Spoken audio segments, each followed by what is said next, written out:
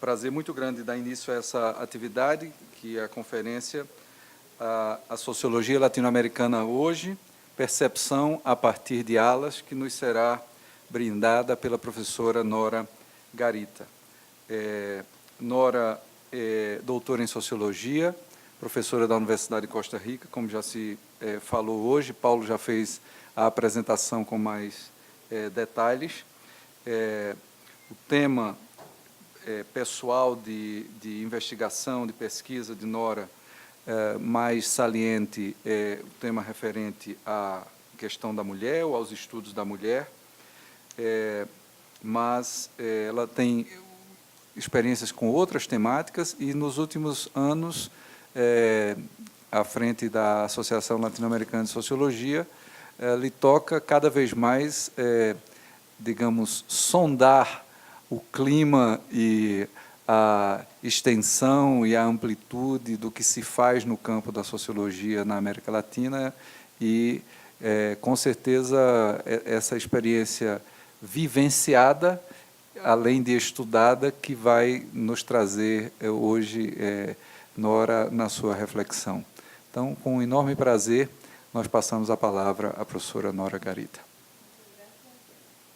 Gracias, Joanildo, y gracias a todos los que soportan estar hasta aquí, a esta hora, después de un día tan intenso y tan bueno. Los debates han estado muy, muy buenos. Es un honor para mí estar acá. No voy a abusar del honor, o sea, no los amenazo con algo muy grande, voy a resumir, porque como voy a hablar en español, tal vez les resulte un poco cansado, y además porque siento que en ALAS pasa una cosa muy interesante, es que los que estamos siguiendo el proceso sentimos como que hay una especie de diálogo, de acumulación de conocimiento, que Alberto ha reflexionado mucho sobre eso, incluso él se atreve a hablar de comunidad epistémica. Yo no me atrevería tanto, pero sí que hay una discusión acumulada. Y en ese sentido, lo que yo les voy a presentar pues es una cosa muy parcial, una cosa modesta, pero que se apunta y digamos, se sienta sobre otros trabajos que anteceden estas miradas globales de mucha calidad. Por ejemplo, el primer trabajo, digamos, que no podemos dejar de mencionar como referente es el de Paulo Enrique Martins, que él incluso llega a ser todas las etapas del desarrollo de la sociología latinoamericana y mira todo en la historia de la sociología latinoamericana, la dialéctica entre posiciones más conservadoras hasta llegar hoy al debate descolonial. Yo creo que ese es un punto de referencia para todos nosotros que no voy a resumir.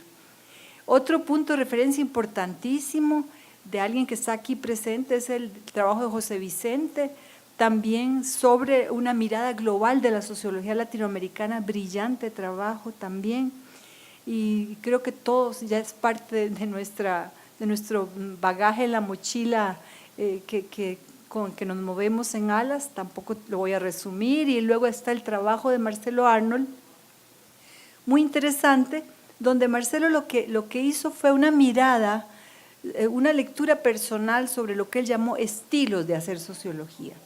Entonces yo dije, bueno, ¿qué puedo, digamos, una cosa chiquita, de qué manera le entro, que aporte algo concreto en este bagaje tan grande y tan importante que se ha ido construyendo colectivamente? Y me planteo básicamente 3 preguntas. Me planteé para mirar qué nos muestra el Congreso ALAS, el 30 Congreso ALAS, a partir de 3 preguntas fundamentales. Primero, ¿con qué autores dialogamos? Pregunta que ha salido hoy más o menos a lo largo del día. Segunda pregunta, ¿cuál es la agenda en este momento de la sociología? Y tercero, ¿qué desafíos plantea esa agenda y esos diálogos? Les cuento que la primera pregunta en realidad me la inspiró Paulo Enrique con un trabajo de él que cuando lo conocí, cuando él fue a Costa Rica, cuando yo era presidenta de la Asociación Centroamericana, hace muchos años, Paulo llegó y nos hizo una intervención muy interesante de unos datos que él tenía sobre Brasil, de qué gente invitan en Brasil a conferencias y cuáles son los autores preferidos. Y a mí me pareció fabuloso hacer ese ejercicio y con mi obsesión, ¿verdad?, por los números y eso que me fascina, así que si los canso me van parando porque a mí me fascina toda la parte cuanti y estadística.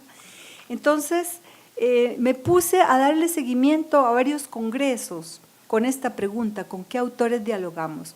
El primer ejercicio lo hice con un congreso centroamericano en el 2010, el segundo con el Congreso de Chile en el 2013 y el tercero ahora lo hice con el Congreso en Costa Rica. Entonces, he usado en esa primera pregunta una metodología muy sencilla, es tomar grupo de trabajo por grupo de trabajo, hacer un muestreo simple al azar y dentro de esas ponencias extraídas de la muestra, muestrear con un muestreo simple al azar las bibliografías y simplemente mirar cuáles son, digamos, los autores y clasificarlos.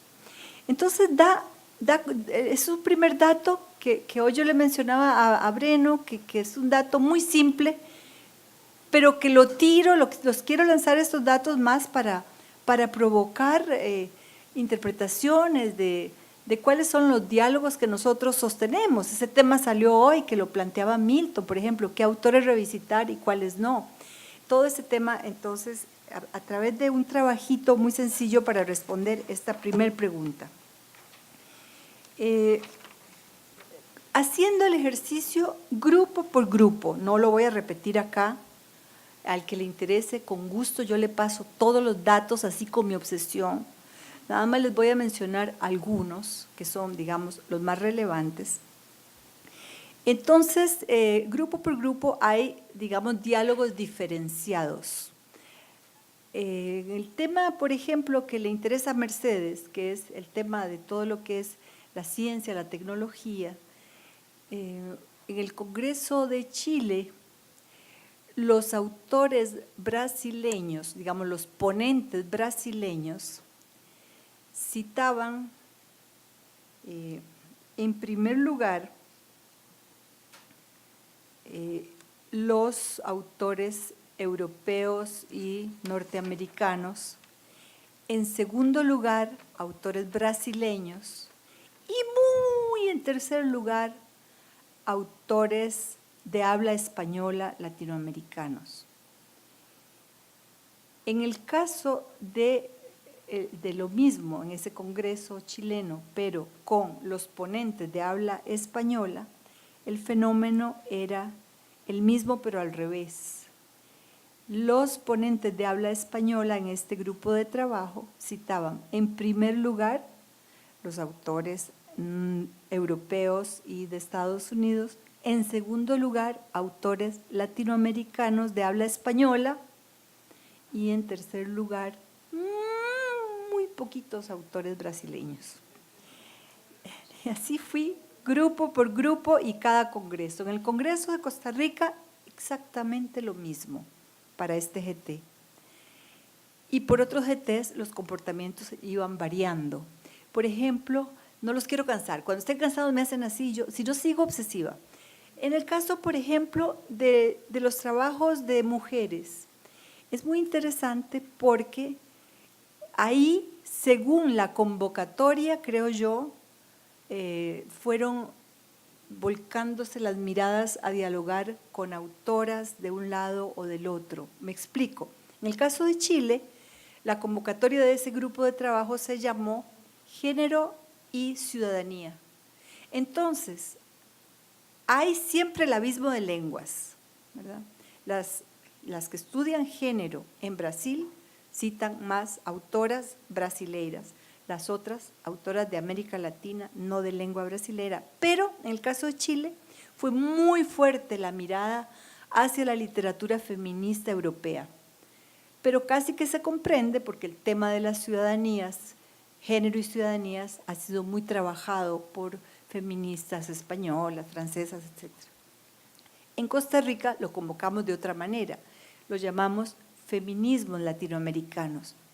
Entonces ahí la mirada se volcó hacia la producción de autoras latinoamericanas, pero siempre con esa división. las feministas o las estudiosas del género que tenían lengua portuguesa miraban más a las feministas brasileñas y las otras miraban más a toda la producción latinoamericana en lengua española.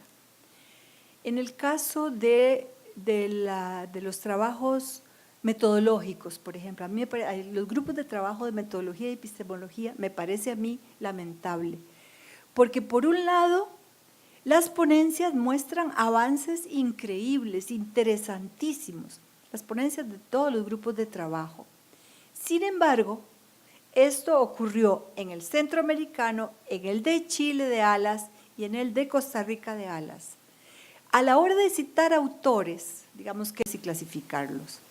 Entonces, es un primer dato que hoy yo le mencionaba a Breno, que es un dato muy simple, pero que los quiero lanzar estos datos más para provocar interpretaciones de cuáles son los diálogos que nosotros sostenemos. Ese tema salió hoy, que lo planteaba Milton, por ejemplo, qué autores revisitar y cuáles no. Todo ese tema, entonces, a través de un trabajito muy sencillo para responder esta primera pregunta.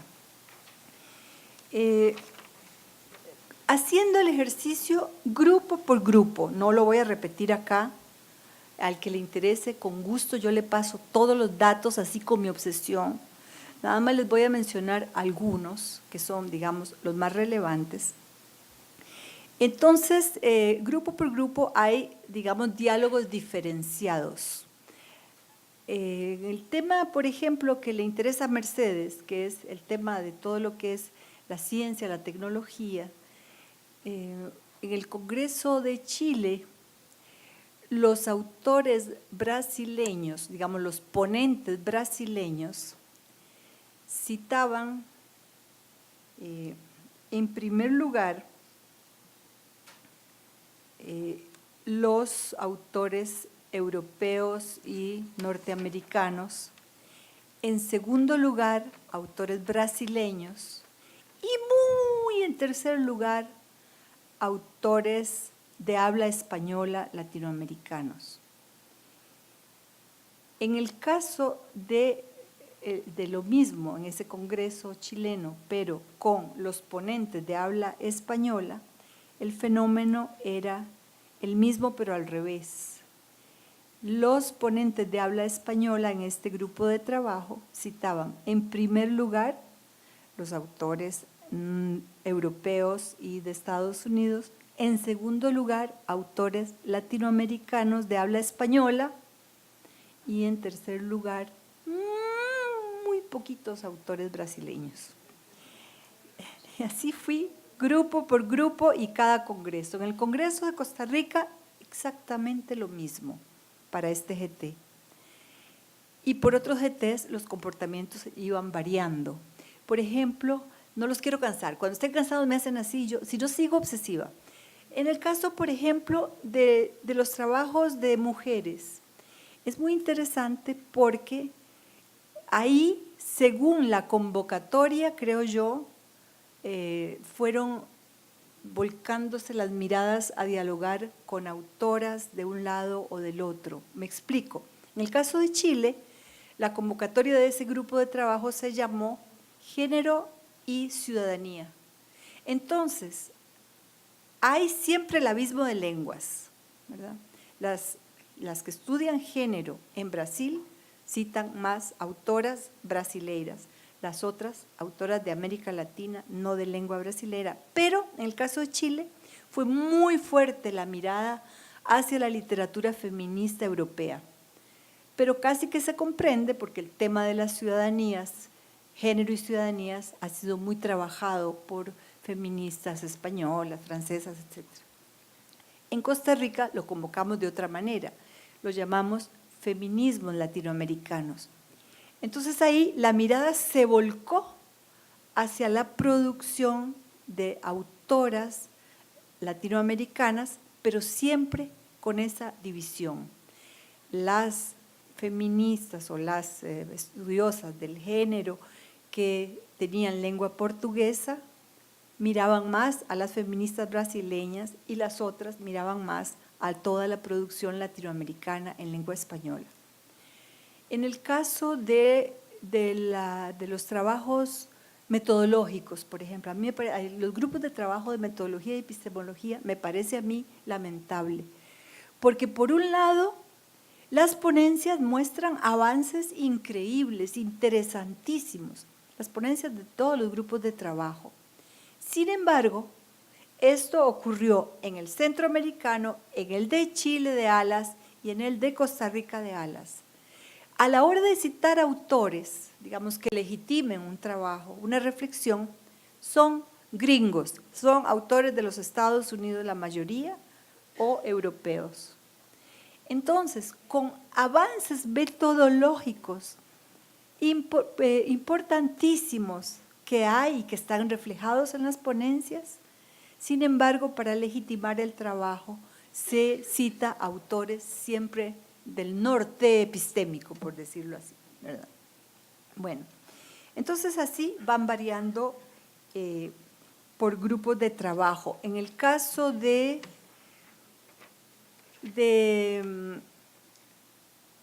movimientos sociales, por ejemplo, ahí hay más miradas sobre trabajos latinoamericanos, sin embargo, siempre existe esa barrera de que los autores, a pesar de que hay movimientos sociales tan similares de cierta manera, de los nuevos movimientos sociales tienen rasgos muy parecidos, tanto en Brasil como en otros países, sin embargo, la mirada es siempre más hacer un diálogo interno, digamos, son como comunidades monológicas en este momento.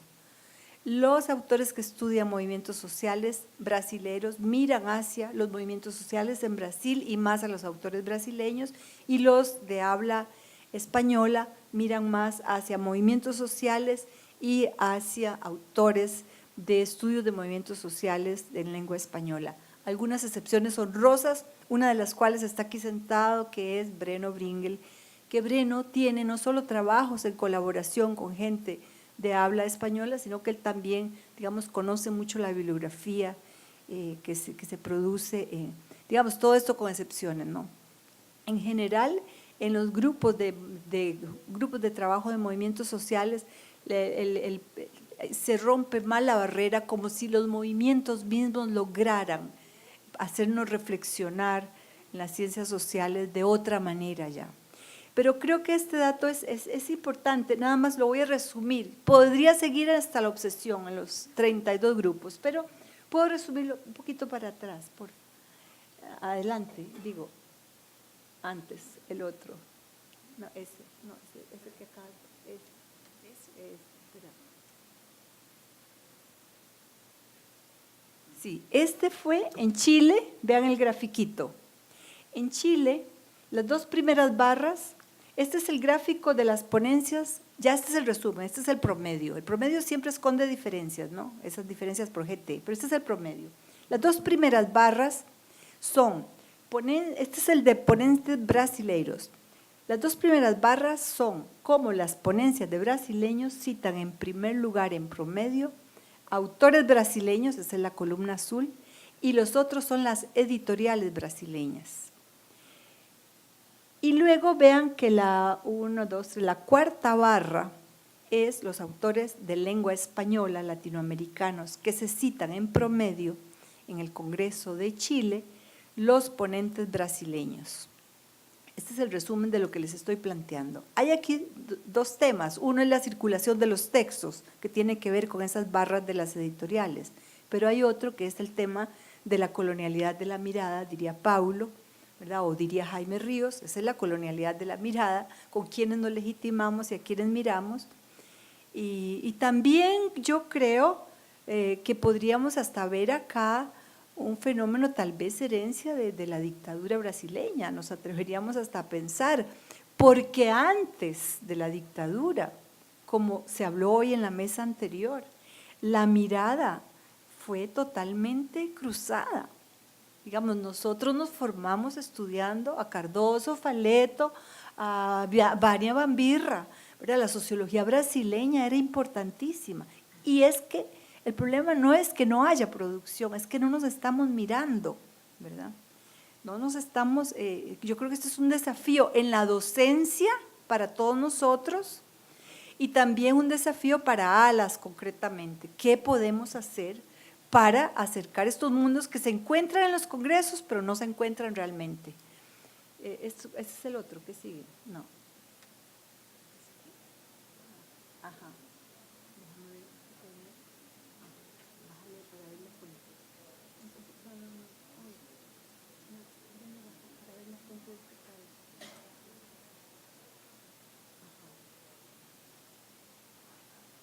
Ajá, estos son los de lengua española que ya les dije. Bueno, sigamos con el otro.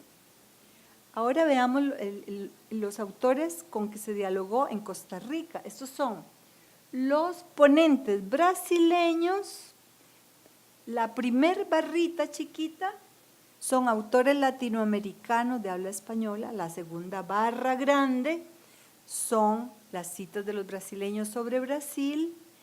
Y la cuarta barra son los europeos. O sea, primero los brasileños miran a Europa que mirar a la producción latinoamericana en lengua española. Y estos al revés, estos son los de habla española, citándose autores latinoamericanos en lengua española, y luego vean cómo baja las citas a los brasileños, y la última barra es las citas europeas. Yo jamás estaría de acuerdo con Miñolo, ¿verdad?, cuando él habla de insurgencia epistémica como tirar en el basurero la literatura europea, jamás. No es eso, si la sociología es producto de la modernidad en Europa, o sea, nosotros no sería como negar la génesis misma de la sociología y el desarrollo del pensamiento crítico europeo. No es eso, pero sí hay un tema de la mirada aquí. ¿Por qué nos aislamos? Hay como una especie de subalterización de lenguas y por otro lado un tema de la colonialidad de la mirada. ¿En qué autores nos legitimamos y a cuáles les creemos? Ya que hasta aquí este grafiquito, gracias. Algo que yo creo también como centroamericana, porque desde ahí miro el mundo, es muy curioso que no haya citas en la muestra de ninguno de los congresos de ALAS de autores centroamericanos. No existe. Y sí hay producción. Por ejemplo, en el caso de los movimientos sociales, bueno, Breno debe conocer, ¿verdad?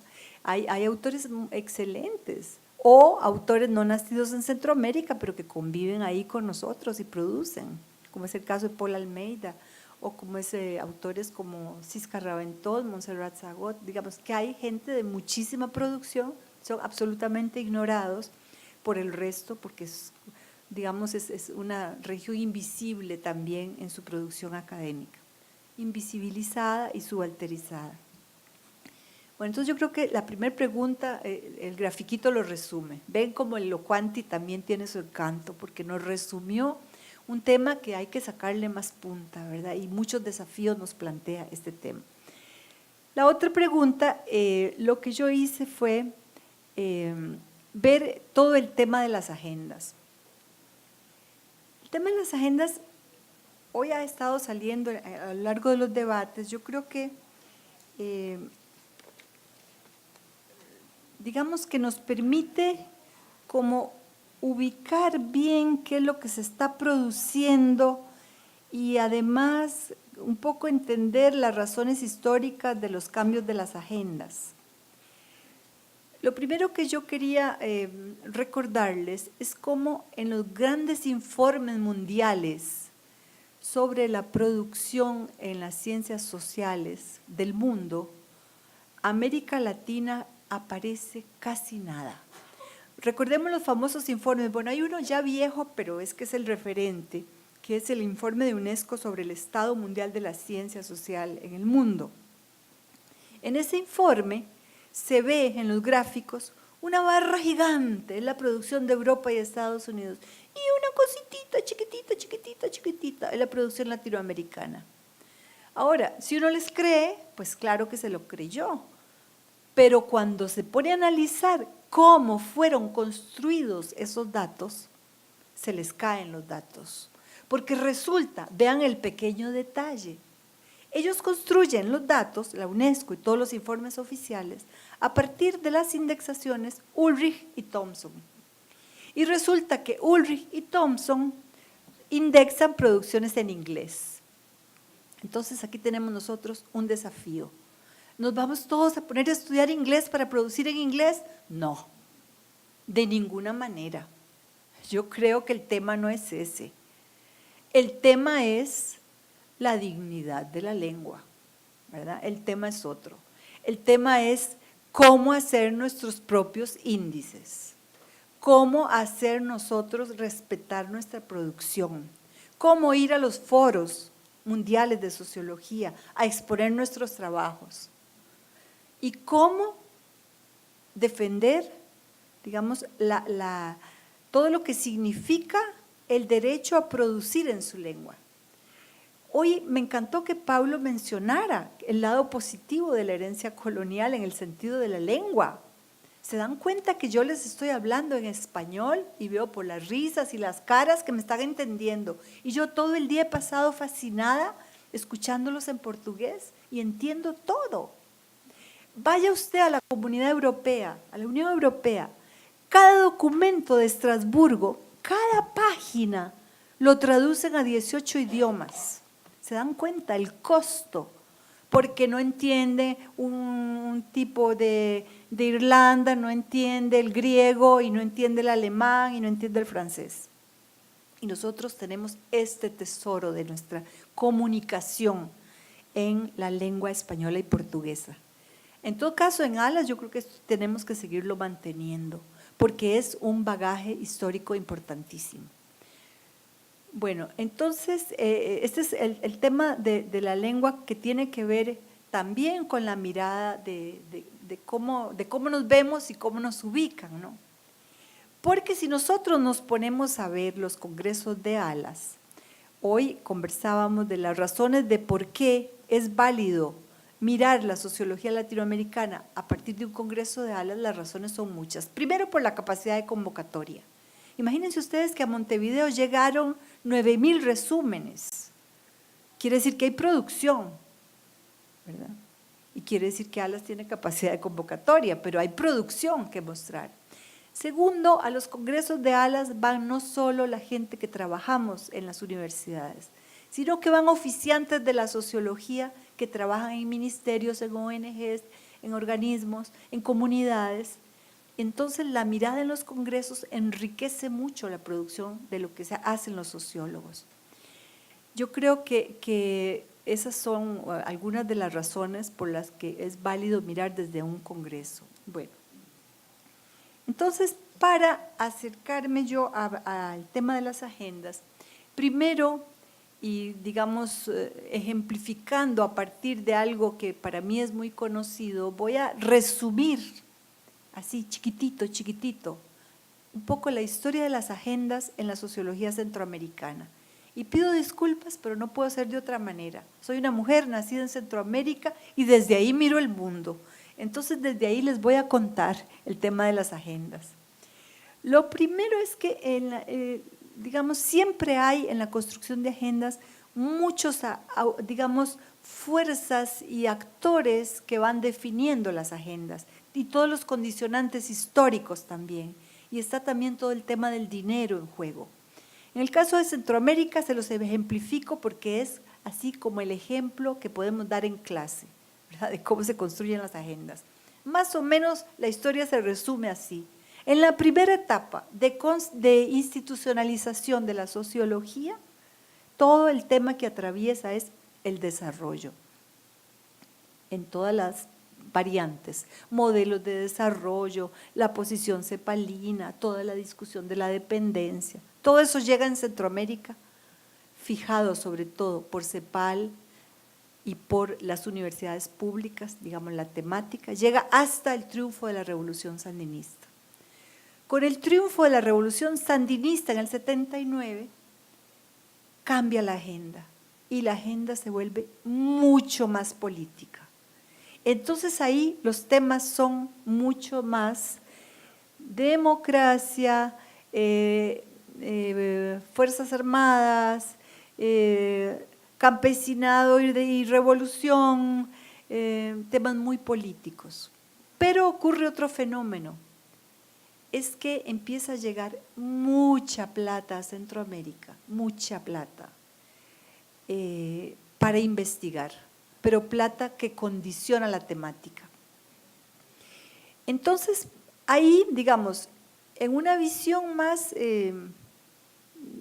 digamos, más desconfiada de esas platas, ¿verdad? Hay gente como que ha estudiado lo que fue el Plan Camelot, ¿verdad?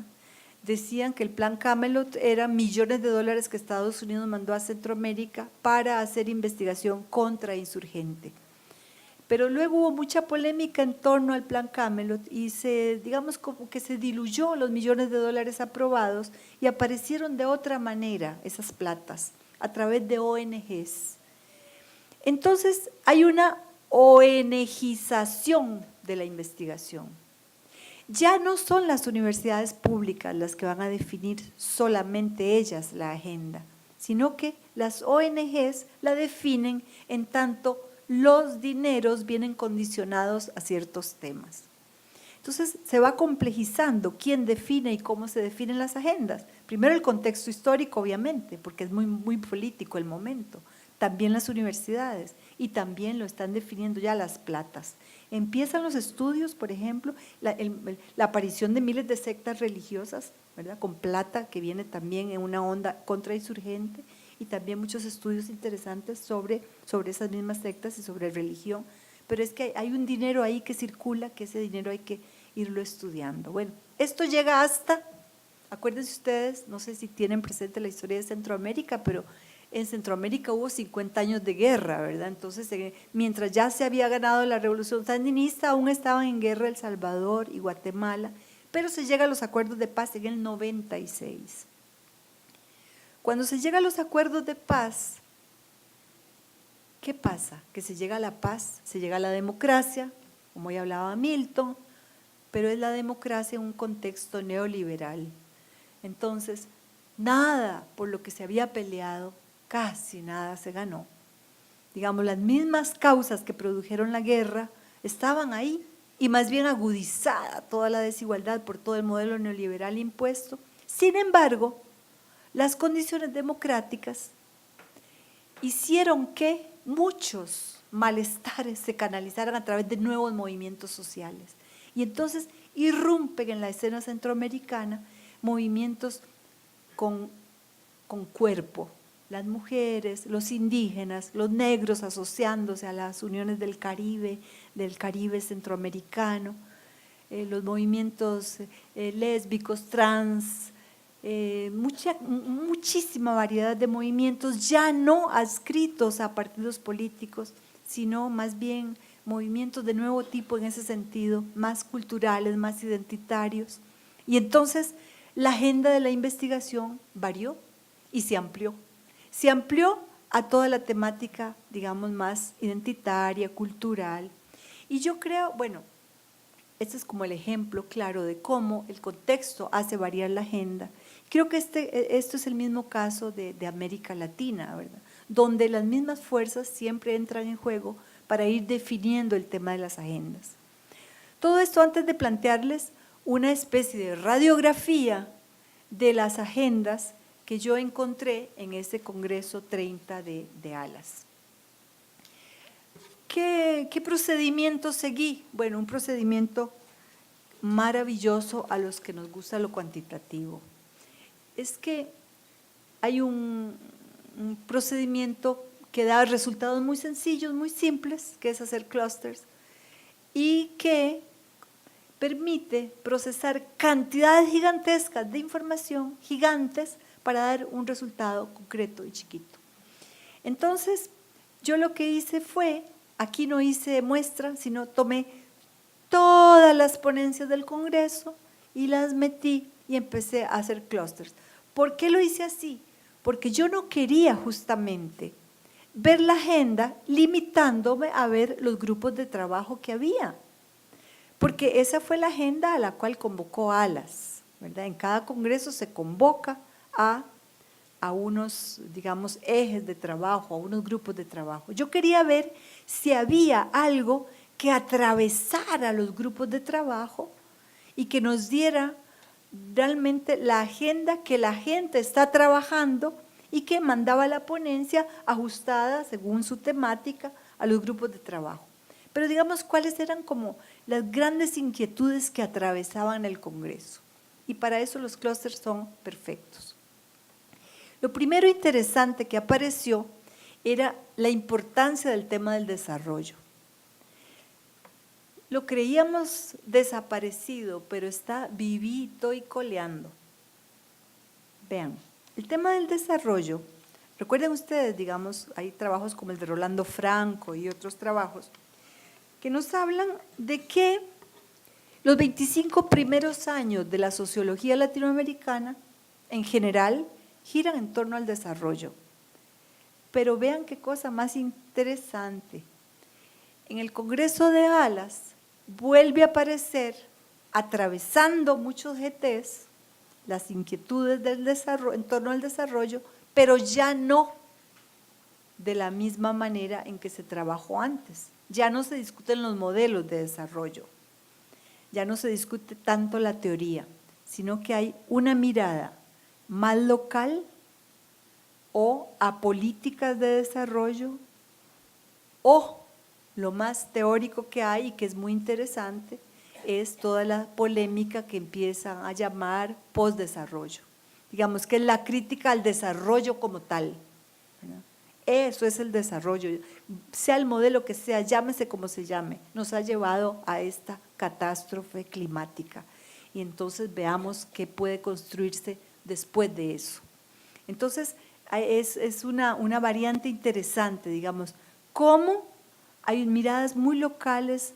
Por ejemplo, me acuerdo de una ponencia en Chile, desarrollo en 5 regiones de Chile, o desarrollo en tal región en México, o la política turística en Brasil y el impacto en el desarrollo, ese tipo de trabajos, o más aplicados localmente o más críticos del todo, más radicales en su crítica. Ahora, ¿cuál fue el dato maravilloso que me dio el clúster?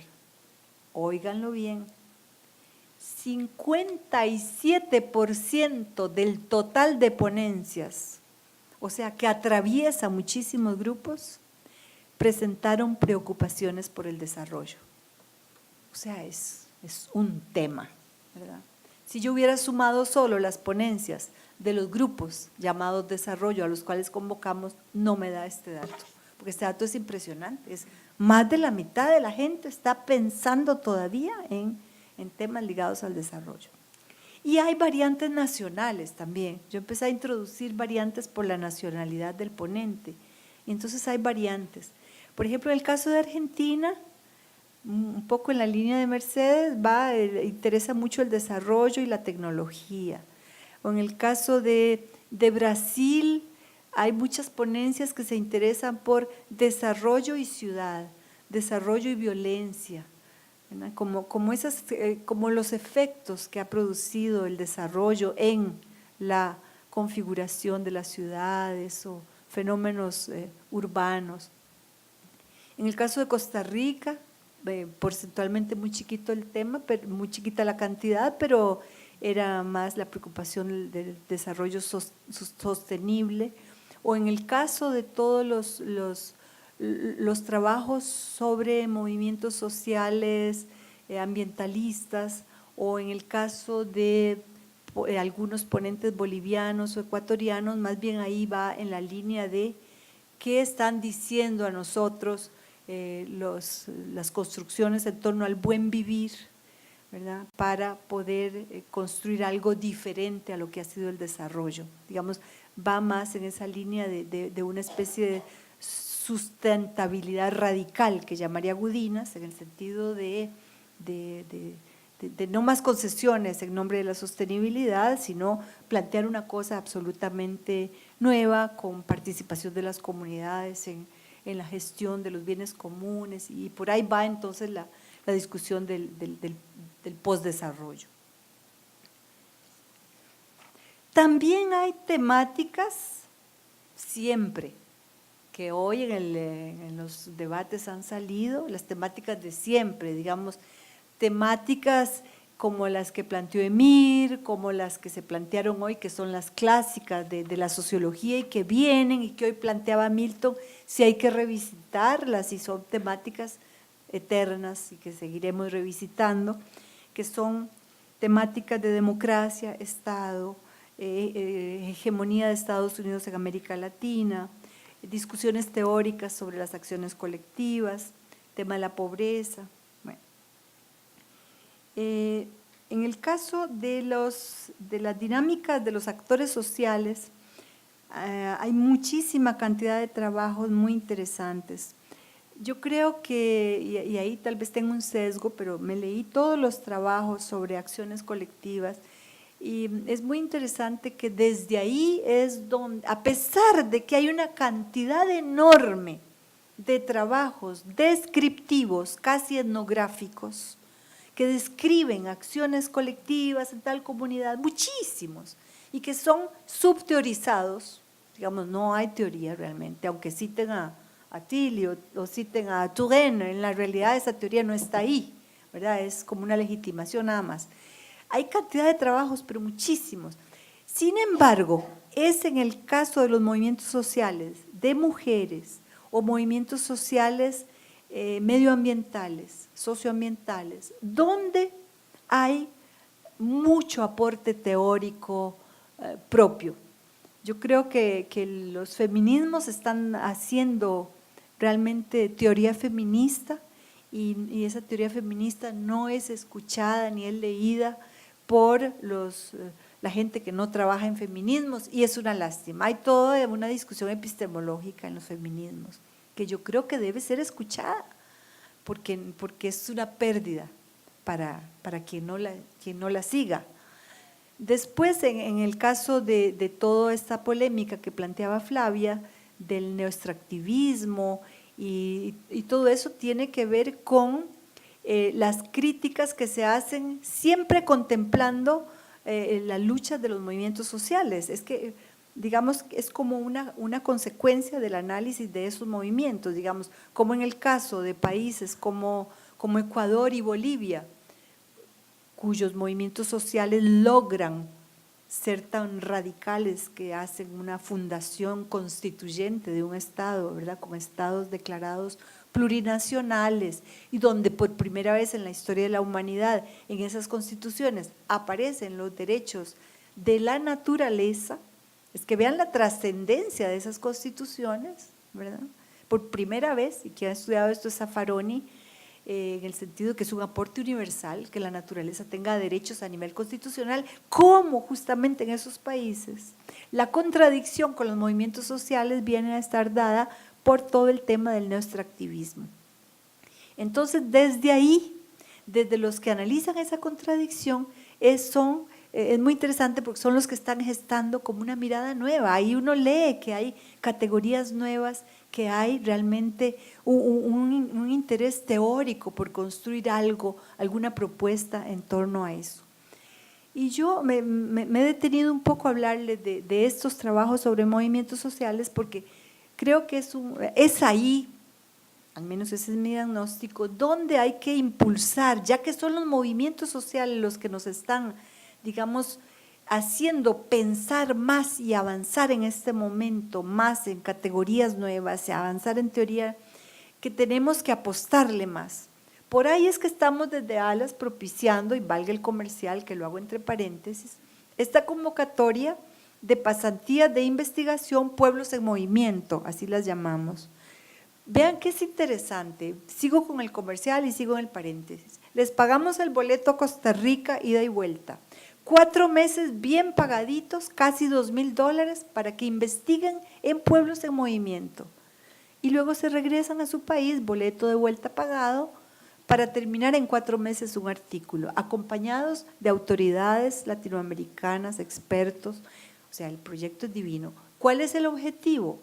El propósito es que viendo esto, uno dice, ahí es donde está la mina de las nuevas categorías y la mina de empezar a empujar realmente, más allá de todos discursos, la sociología que está como más viva y planteándose cosas muy novedosas. Otro detalle de estos trabajos de movimientos sociales, muchos subteorizados y descriptivos, que me parece interesante de destacar, es que en realidad muchos de estos trabajos se han apropiado de objetos que eran antes de la antropología, ¿verdad? Todos los movimientos indígenas, todo lo que era indios era de la antropología. Así cuando yo estudié era así la división, ¿verdad? Y entonces hoy día la sociología se antropologizó, porque entonces ha incorporado muchísima etnografía, muchísimo trabajo cualitativo valioso, acercándose a lo que era la división antes entre sociología y antropología, acercándose a la antropología, ¿verdad? Entonces es muy interesante esto que yo observo acá.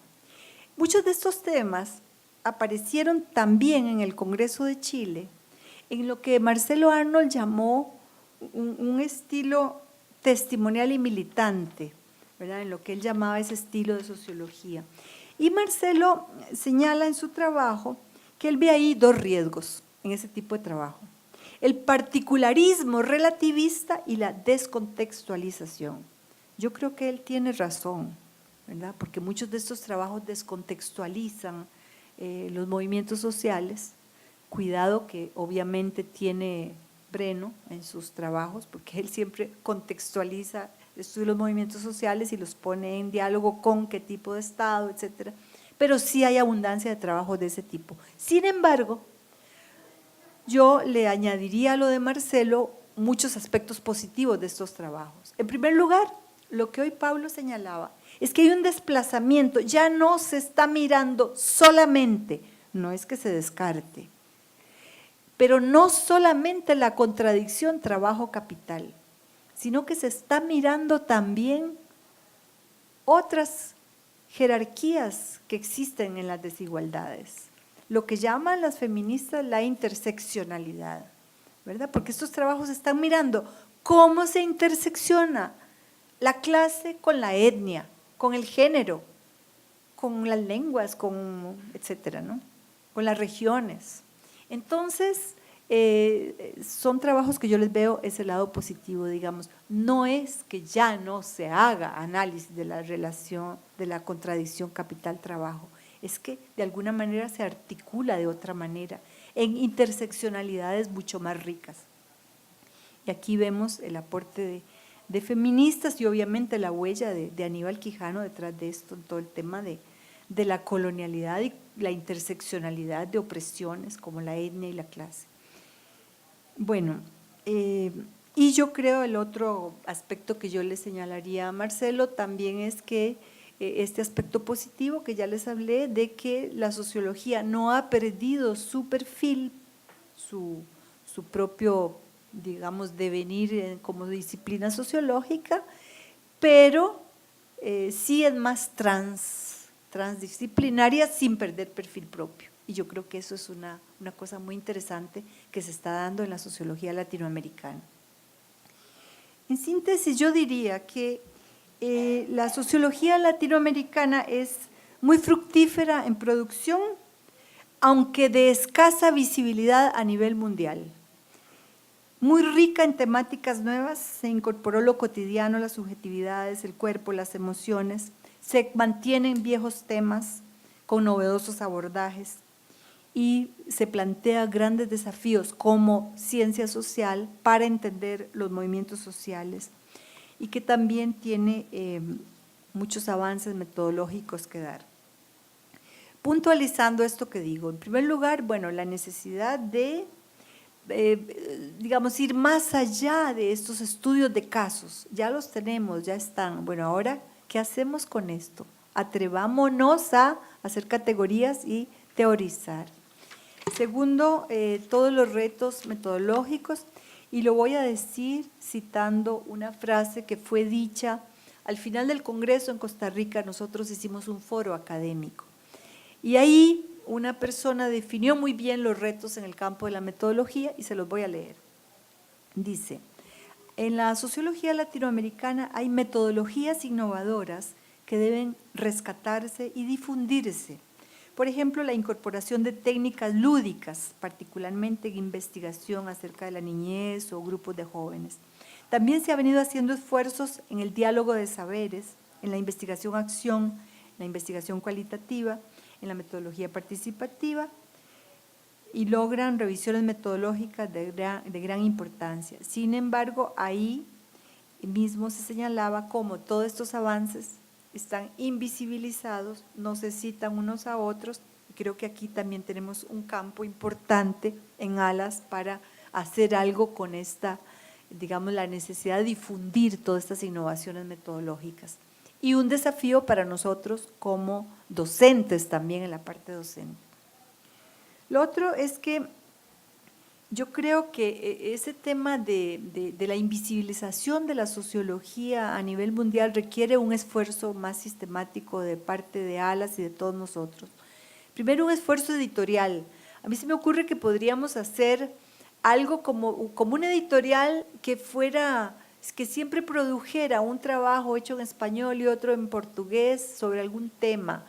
Digamos, una línea editorial así novedosa, como volviendo las miradas, cruzando las miradas. Y otra línea de trabajo es que, como docentes nosotros, digamos, siempre obligarnos nosotros a poner en la bibliografía de los cursos trabajos de la otra lengua. Y la última, digamos, desafío ese que ya se los enuncié, lo estoy puntualizando más, es la necesidad de que la disciplina sociológica se vuelva más indisciplinada, porque como dice Boaventura de Sousa, se nos olvidó ya que la división entre las ciencias sociales fue creada y también se nos olvidó que los objetos de estudio también son creados. En ese sentido, nada nos impide romper esas barreras que fueron creadas, lo que fue creado puede ser creado de otra manera. Yo creo que ya para no cansarlos más, nada más, creo que ahora la situación latinoamericana, digamos, esta radiografía rápida que yo les he hecho, va a requerir un cierto viraje, ¿verdad?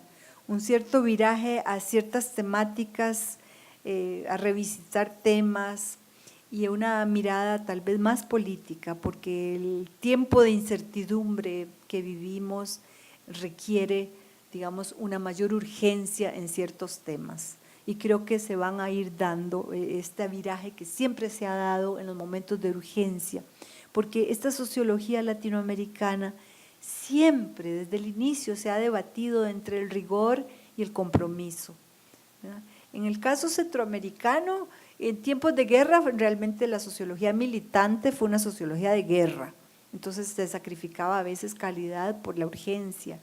Pero yo creo que hoy no estamos en guerra en América Latina, pero sí en una situación de urgencia. Entonces hay que hacer una sociología no solo de la emergencia, como recordaba Jaime a Boaventura, sino de la urgencia. La demanda es urgente, ¿verdad? Entonces, ese es el desafío.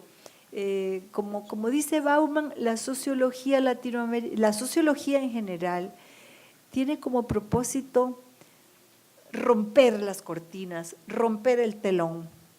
Entonces nosotros, el consejo que les digo que hagamos colectivamente es rompamos las cortinas de humo, rompamos el telón para ver qué es lo que ocurre en América Latina hoy. Ya no los canso más.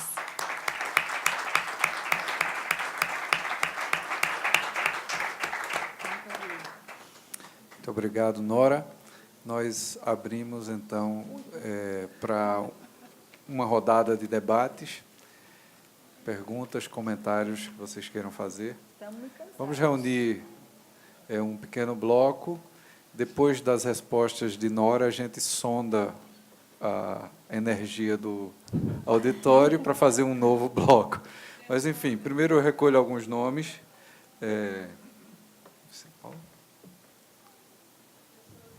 Breno, sim.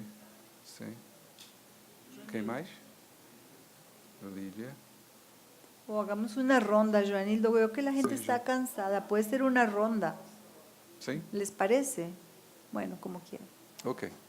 Bom, então temos 4 pessoas nessa primeira rodada e começamos com Zé Vicente.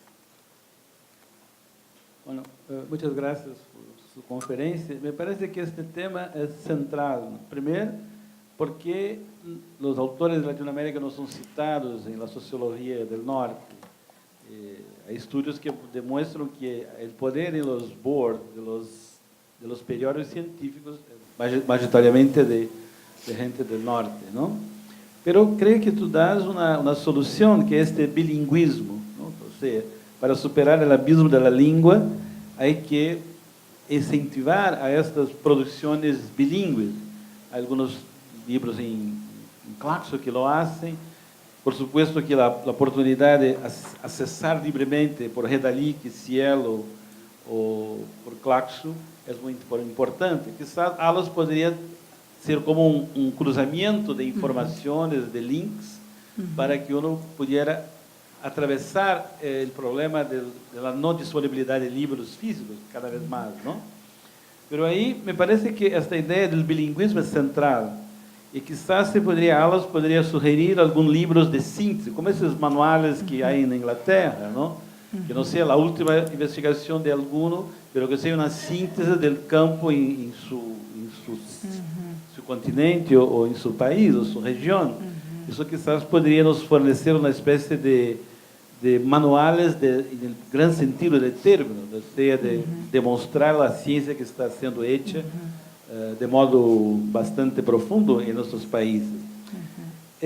Finalmente, creo que hay que incentivar cada vez más este bilingüismo y, por otro, hay que ser bastante activo en los foros internacionales como ISA, el Congreso de Americanistas que va a haber en España o mismo en LASA, y ahí garantir también el bilingüismo. Por ejemplo, en el caso de ISA, mismo que el español sea la tercera lengua, poco me acuerdo de comunicación en español en ISA, ¿no?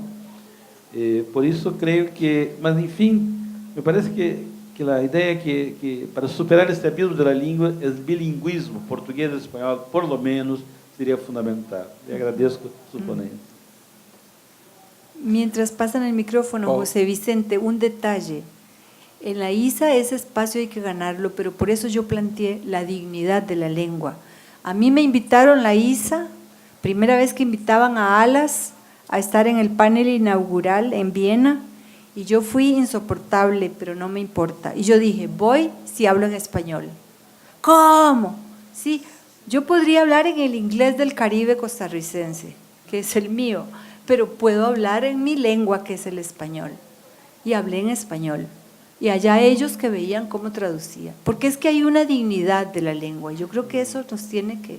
¿verdad? Hay, Ok. no es así nomás. Bueno. Paulo Henrique. Ok. Meu comentário é mais primeiramente, parabenizar você por esse trabalho de informação que você fez. Esse trabalho de informação, não, de recolta, não, de informação, porque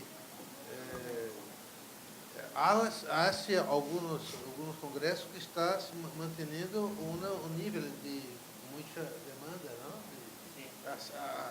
Mais que 5.000 candidaturas. Então, assim, agora está subindo um pouco mais no Uruguai. Então, isso é um sintoma de que há um fortalecimento do pensamento crítico em América Latina. A gente está buscando, há muita produção científica também, não?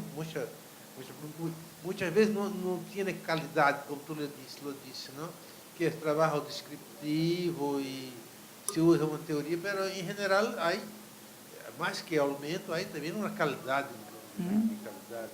Então, muito bem o que está fazendo, e eu imagino que há muitas possibilidades de nível de institucionalidade de ALAS. Eu e Alberto sempre falando muito sobre a institucionalidade de ALAS, não? E aqui está um caminho, um sendeiro concreto de construção da institucionalidade, porque desde esse tipo de reflexão se pode pensar em cursos de classes internacionais, não, para isso, em 2 línguas, para sobre temas que são emergentes ou que são necessários para o avanço do pensamento, publicações, o centro hablava, publicações. Há sendero de hecho que não é aleatório, porque eu, Paulo, Joanildo, Alberto, cada uma pessoa que é bueno trabalhar esse tema que me gusta. Não? Aqui há informações concretas, não? Estatísticas concretas que se podem para o avanço da discussão, da institucionalidade da associação. Felicitações. Ok. Breno?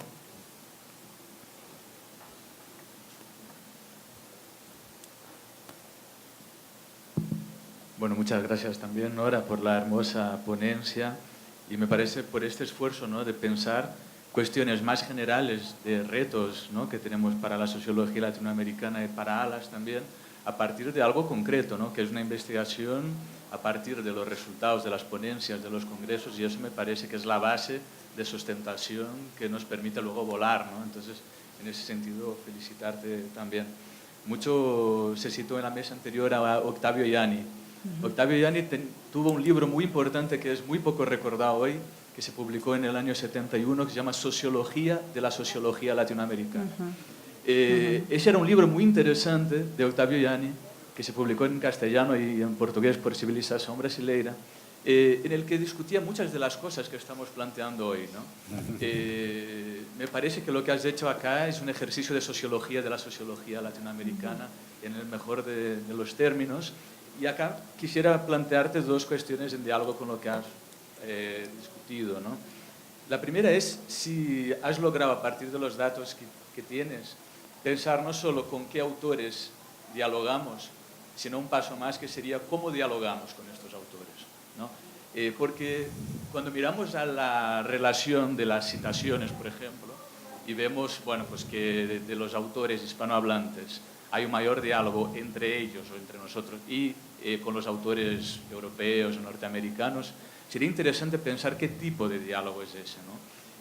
¿Cómo dialogamos? Porque quizás, seguramente, encontremos una tendencia, no sé, ahí sin mirar los datos, ¿no? Digo, planteo, en la que la relación con los autores del norte o del centro serán sobre todo para afianzar el marco teórico o para movilizarlo a partir de reflexiones de ese tipo, mientras el diálogo con los colegas vecinos es para decir, bueno, pues acá al lado también hay un estudio de caso parecido al mío que llega a consideraciones diferentes o parecidas, ¿no? Entonces, ese tipo de cuestión me parece que puede ser un avance más, ¿no?, en lo que estás planteando en el sentido sustantivo, ¿no?, de cómo pensamos esta cuestión.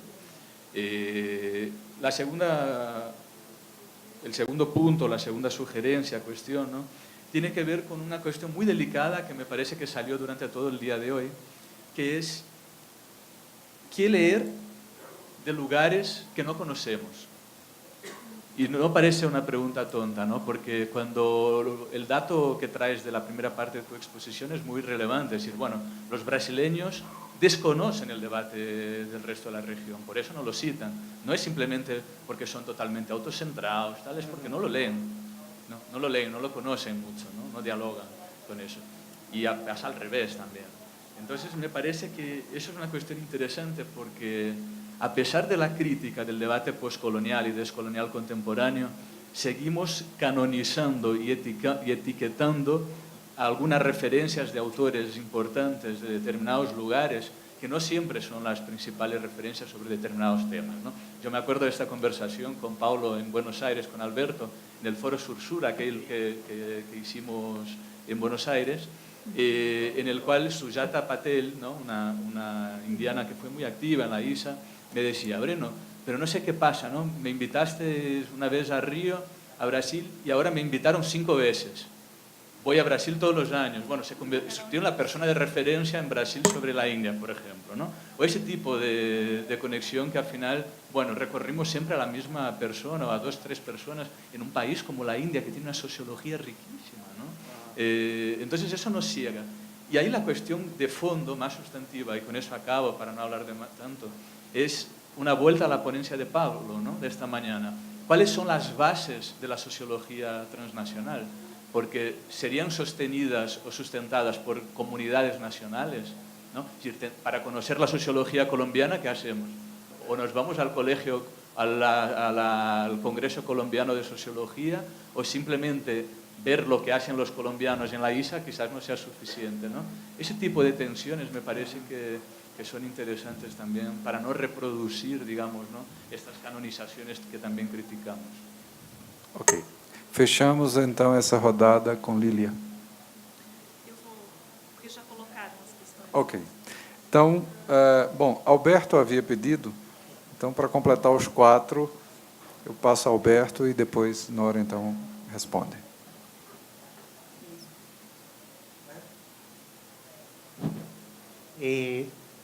Parece muy interesante lo que está sucediendo. Un prealas en lo que en Corrillo pensamos, en Corrillo o en Corriente a veces, es también para hablar de alas, preguntarnos, interrogarnos. Y a mí me apasiona esta estatura, este nivel de alas en multitud. Si hablamos que no menos de 4.000 colegas se encuentran y van a encontrarse. A veces hemos hecho cuentas. Un encuentro de alas que no tiene recursos, pero si uno suma los recursos puestos en juego, son arriba de varios millones de dólares. Solo multipliquen 5.000 por un pasaje y ya tienen una base. No estoy hablando de la organización. O sea que la pregunta es, cuando tenemos, bueno, ¿qué es? Vamos a suponer que es un instrumento, alas. ¿Sí? No es una asociación, un instrumento. ¿Sí? Esta inversión, la pregunta es, ¿cómo se corresponde este instrumento con esta inversión? ¿No? Entonces, ahí surgen preguntas sociológicas. Para estos cuadros, ¿no? Y para esto que decía Paulo, si hay una pregunta sobre la inclinación de leer determinados autores, y qué autores, si se quiere profundizar eso. Entonces yo creo que hay que revisar los pequeños instrumentos de los propios congresos, porque los congresos ya no son los que fueron 200 fundadores, ahora son miles, pero los instrumentos son bastante parecidos a ese origen. Yo creo que hay que interrogarlos, porque si no todos van a volcar por 15 minutos, digo de la mayoría. Lo otro es bilateral, un panel y poco tiempo, conferencias menos tiempo, grupos de trabajo 10-15 minutos, discusión 5 minutos. Entonces me parece que si yo tengo semejante cantidad de recursos ¿no? Me parece que hay que pensar cómo el grupo de trabajo, que es lo más local, da oportunidad para interrogación en común, a diálogo, porque si no esto es escaso. Me parece que este también podría ser una oportunidad, ¿no? Y que justamente se da en los prealas. Bueno, ¿cómo llevarlo al Congreso? Nora.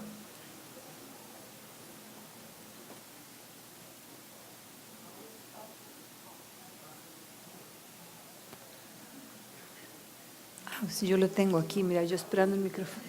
Bueno, realmente ustedes lo que han hecho es comentarios de aportes muy importantes, como esto que hace Alberto, lo que hizo José Vicente, ideas muy importantes a trabajar y a retomar.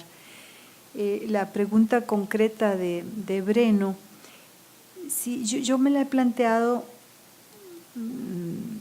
no la puse acá porque yo venía como con datos provocadores, duros, pero sí yo creo que nosotros tenemos una lectura subalterizada, digamos, o dicho en términos de la discusión descolonial, tenemos una lectura decolonializada, digamos, siguiendo un patrón de poder. ¿En base a qué lo afirmo? Digamos, en tu propio campo, Breno, Yo leí todas las ponencias que tenían que ver con acciones colectivas y tal, y hay una abundancia de citas, digamos, de Turenne. Pero se cita y qué, no se dialoga, no se dice en qué contexto él vio esos movimientos. Lo que él ve de nuevos movimientos sociales no son los nuevos movimientos sociales latinoamericanos, que no es lo mismo en el contexto en que él lo dijo, pero se traslada. Igual que en los 70s fue las lecturas de aplicación del marxismo, cuando se aplicaba el marxismo, pero muchas veces no hubo realmente una lectura crítica. Y yo creo que eso tuvo consecuencias políticas muy serias. De nuevo, yo como centroamericana estoy hablando. Las malas lecturas tuvieron consecuencias muy graves, ¿verdad? En el caso, digamos, histórico de Guatemala, 50 años de muertes. Es que la guerra centroamericana costó 300,000 muertos y mucho fue también, no digo que fue eso, no, pero mucho fue porque hubo malas lecturas, porque se aplicaba. Es decir, era una lectura subalterizada, sometida, sumisa, nunca se cuestionó, ¿verdad? Nunca se aceptó esto y no esto, y desde acá, ¿cómo se ve esto? Un poco como se está haciendo, muy interesante, en Bolivia, algunos grupos en la discusión de la descolonización de la mirada y del pensamiento, están haciendo un ejercicio muy interesante con comunidades de hacer un Marx descolonializado, ¿verdad? Donde se llega a una comunidad de campesinos y entonces leen un párrafo del Capital o digamos la acumulación originaria y entonces se dice, bueno, esto fue en Inglaterra, así sucedió allá, ¿qué pasa acá? ¿Cómo sería aquí la acumulación originaria? Y ellos empiezan a pensar y repensar la historia boliviana y resulta que entonces tiene validez la idea de acumulación originaria, pero no calcando el catecismo que fue hecho allá para otro momento histórico. Esa es la lectura, digamos, descolonial, no es tirarlo en el basurero, el concepto de acumulación originaria, sino ¿qué nos dice acá? ¿Verdad? Pero eso es otro tipo de lectura, eso es una lectura activa, que se permite criticar y ver si sirve o si no sirve y qué nos sirve. No es en general el tipo de lectura que se hace de los autores europeos en general o en el campo metodológico, gente que innova bellezas, es que eso lo leí yo, ¿verdad? Hace metodologías divinas y termina citando a un autor gringo porque esa es la autoridad en no sé qué, ¿verdad? Entonces, ahí hay algo de subalterización, es decir, el subalterno es subalterno en tanto le da la gana. El día que diga hasta aquí, ¿verdad? Y se asuma con dignidad, va a tener otro tipo de lectura y va a decir, no, esto me sirve, esto no me sirve, y a esto yo aquí podría apostarle a una cosa nueva. Creo que sí hay que hacer un tipo de lectura más activa, más digna. Y luego, de lo que hablaba Alberto, bueno, eso es a discutir en todos los salas. Yo creo que Alberto siempre apunta cosas muy interesantes que hay que darle vuelta. Yo creo que también, bueno, tiene que ver de alguna manera algunos de los temas que yo no les planteé para no agobiarlos, que también atraviesan, es que tiene que ver un poco con la inquietud de Breno de si hay que ver las sociologías nacionales, las agendas nacionales o ver si hay algo que atraviesa América Latina como comunidad de pensamiento o comunidad analítica. Y en ese sentido, por eso yo traté de hacer estos clústeres, para ver como qué atraviesa todo. Y hay otros temas que obviamente nos atraviesan, como son el tema de la desigualdad, de la exclusión, mucho menos que el desarrollo, porque se ven como consecuencias pero digamos están entre un 20 y un 30% de ponentes con esas inquietudes, que es bastante. Pero también está el tema red, vieran qué interesante. No solo en los GTs que tienen que ver con comunicación, digamos, el impacto de la red en las nuevas vivencias sexuales, no, eso es como obvio, ¿verdad? O el acceso desigual al internet, no. El tema red se ha llevado ya a otras temáticas, digamos, redes de mujeres en salud, o redes de migrantes en no sé qué, o redes de investigadores en no sé cuánto. Entonces, ya la idea de red, ¿verdad? La sociedad red un poco permea también los estudios de sociología y yo creo que tiene que hacernos repensar un poco también la estructura de alas de ciertas convocatorias en los congresos, no es alterar esta estructura que tenemos, sino también propiciar más que ALAS sea red de redes. Oigan esto, digamos, es mi propuesta. Cuando ALAS se fundó, era la sociología, pero cada vez, al consolidarse más como una disciplina científica, de hace más de 60 años, ha ido teniendo áreas de especialidad y lo vemos reflejado en redes. Hoy hay una red muy importante de metodólogos que se pasean por todo el continente, ¿verdad? Algunos van a ALAS, otros no. Hay red de estudios rurales, ¿verdad?, que coordina Alberto Riela, por ejemplo. Entonces, etcétera. Hay muchas, ¿verdad?, red de estudios internacionales y se mueven por todo lado. Pero ALAS no puede estar sorda a eso, sino que ALAS debería ser el punto de encuentro también de esas redes en el ALAS, convocadas como redes, no a nivel individual. Voy a tratar de explicar más esta idea. Vean, ALAS es muy interesante porque a pesar de que hay otras instancias regionales que obviamente aquí han salido, que operan en América Latina, ninguna es como ALAS. Claxo es una maravilla, pero Claxo es red de centros, con plata, y eso es otra cosa. Es importantísimo, pero Claxo no es comparable a ALAS, es una red de centros. Y mantengámoslo así, maravilloso. Pero ya no es ni siquiera una red latinoamericana, ya es casi una red mundial de centros, ¿verdad? Porque ya hay centros de todo el mundo, africanos y europeos. Luego está Flaxo, importantísimo, con la particularidad que Flaxo tiene vínculos con gobiernos, ¿verdad? Eso es maravilloso porque hay cierta plata, pero muy dependiente cuando los gobiernos no quieren dar plata, que es la coyuntura en que está Flaxo ahora, que hubo recién en Costa Rica la reunión de la Secretaría General. Hay gobiernos que dijeron, el argentino, ni un peso a Flaxo, así, ¿verdad? Entonces se las trae ese lazo con los gobiernos. ALAS es una maravilla. ¿Por qué? Porque ALAS hay una voluntad individual de participar. Opera en un continente entero, continente al cual se entiende una comunidad lingüística.